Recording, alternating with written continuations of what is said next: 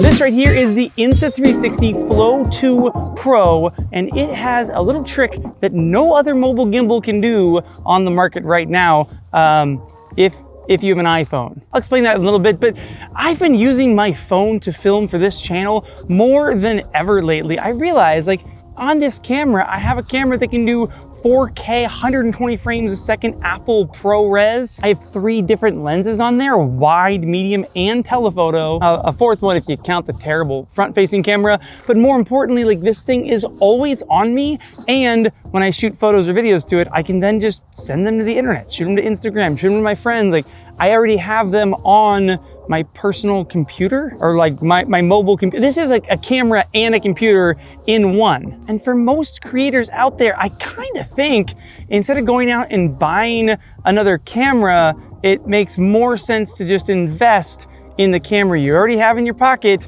and just make it better. I'm sort of on a quest this year to figure out like which is the best mobile gimbal, and like which one's the best for me and for you. Now, between the gimbal physically and the app, there's way too many features for me to tell you everything today. So I'm gonna really focus on like what stood out to me most, and the first one, it's the biggest one, is this is the very first gimbal to integrate with Apple's DockKit.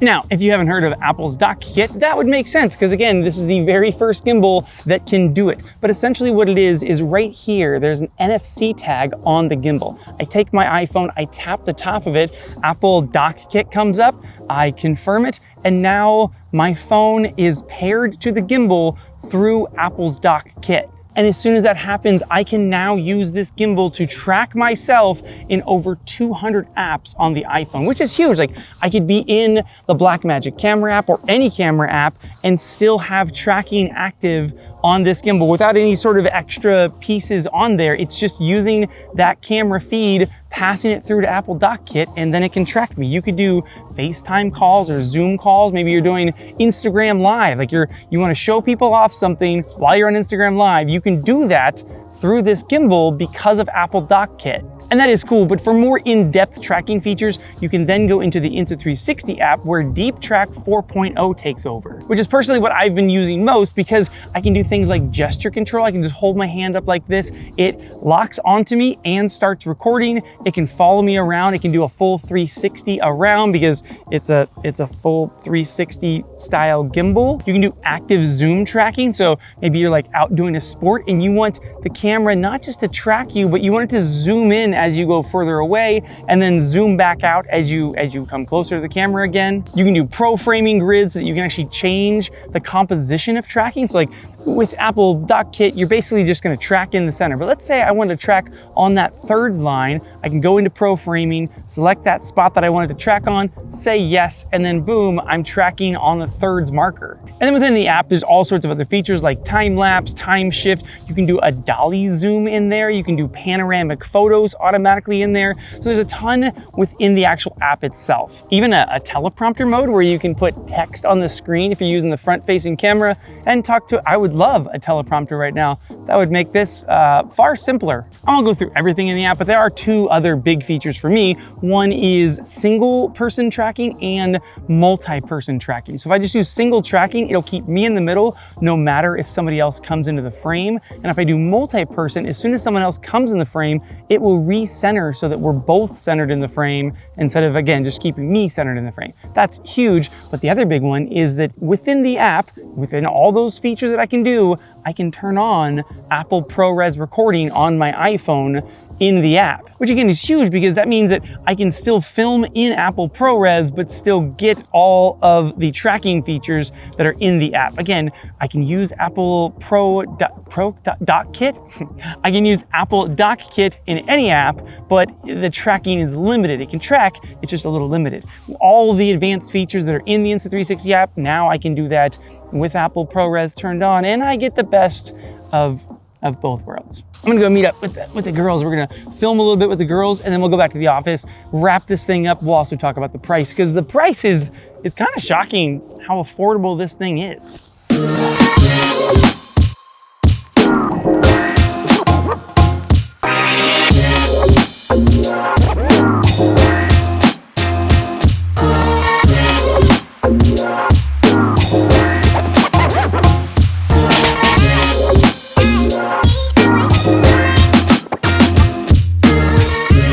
girls around the playground is hilariously fun with this thing. Okay, let's talk a little bit more about it. I'll also hit on some cons that I found about this gimbal, but this thing right here is $159 for like the main set. That gets you the gimbal, you get the magnetic clamp with it, a bag, and a cable. I like the creator combo for 30 bucks more. You get this like magnetic back piece, like it just like magnetically clicks on your phone using your phone's MagSafe. And then it also has like a little finger ring thing. So you could just leave this on your phone and use it like to stand your phone up. Maybe you want to watch movies. Clever little touch. Like makes it so that keeping this on there makes more sense. And in general, like just smoother and easier than what comes in the basic kit, which is like more like a clamp style that's like clamping onto your phone. And then same thing, it just magnetically clicks onto there. And then the creator combo also comes with a light. And this light's actually kind of clever, except I'll get to this in the cons list, but if I find the spot. So on the side of the gimbal up here, there's a USB-C bit, and I just click this into the head, and as soon as I plug it in, it turns on. And on the side here, there's some buttons. I can change the color, like the warmth, and then I can also change the intensity of the light.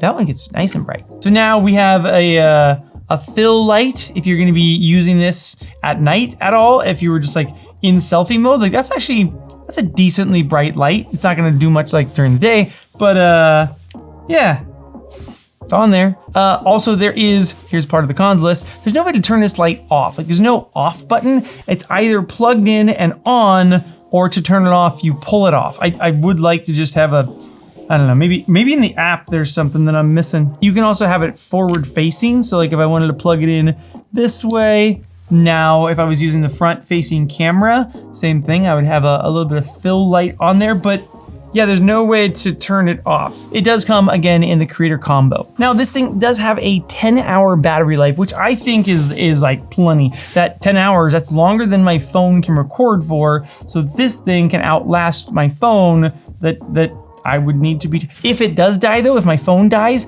I can actually charge from the gimbal. Like if I was out and I was like, oh no, my phone's dead, I could use the battery from here to charge my phone, which that's clever. And then if you are like trying to do more of like a selfie mode, maybe you want to reach above an audience or something like that. Let me go to, it does have an 8.25 inch extension on it. So same thing, nice and high. You can do those like nice low to the ground shots. And then of course, when you want to do selfie mode, you want to run around selfie mode, like have this thing track your face as you do something. You can use it like this, and you have a built-in selfie stick for photos and videos. Very nice to just have that built in. Okay, let's get to the cons on this tripod.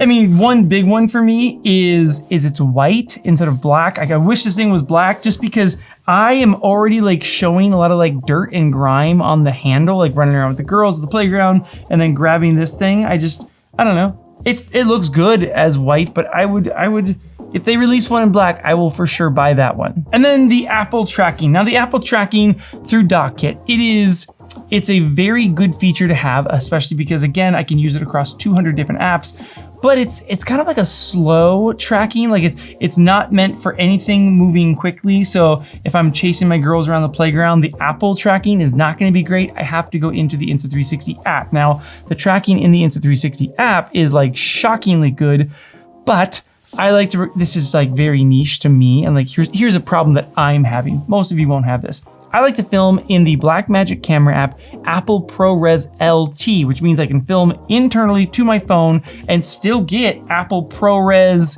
quality. It's not all the way to what full Apple ProRes is, but the LT is really good. Now, that is not available inside the app. So the only way for me to shoot in Apple ProRes LT is to be in the Blackmagic camera app and using the Apple tracking, which again is it's just not as snappy as the Insta360 app's tracking. Again, a very niche problem, mostly for me. If you're just gonna film like standard modes on this, then you're gonna be great. Just use the Insta360 app, it looks great. Other than that, like, I really don't have any other gripes about this tripod. These legs are are kind of sleek. When I first had them, I was like, ooh, are those like too fragile? But I have beat the heck out of these things, and they've held up great. And they're even like smaller and thinner to just tuck away really quickly. There is a 1/4-20 on the bottom of this thing, so I can put a tripod plate on that. That's how I was doing a lot of the tracking shots, was this was actually sitting on a tripod. Yeah, I would say we are pretty spoiled as creators these days. You basically have no excuse as to why you are not creating content. Like back in the day, you could be like, well, I don't have a fancy camera. Now you have a fancy camera in your pocket, and you could entirely just go, you can go out and film things just with this. It's gonna look great. But if you want tracking, if you want all these fancy features that these things offer, super smooth footage. I was like running the other day as Morgan was riding the one wheel, and it looks super buttery smooth, even though I was like running with this thing. Yeah. Okay, I want to hear your thoughts down in the comments below. The Insta360 Flow 2 Pro, a very pocketable, just like fold that up, like look how small that just like slides in my pocket, and then I can pull it out and with the app have a full featured gimbal with AI tracking. It just turns on automatically. That's crazy. Again, we are so spoiled. Okay, comments down below. I will see you soon. And can I do this with this? Yeah, not really. That one didn't really work, did it? Hang on, let me move that. Better? A little better. Hey, one more thing. They made the back of this thing chrome. I am gonna scratch the crap out of that. I don't know, oh, it's kind of like a mirror. Is that how they designed it? Are you kidding me? Dude, no way. Do you think that's what they meant to do with that? Do you think that that's like a selfie mirror? So if you're in front of the camera, like you can't see the screen, but you could see yourself in that. I mean,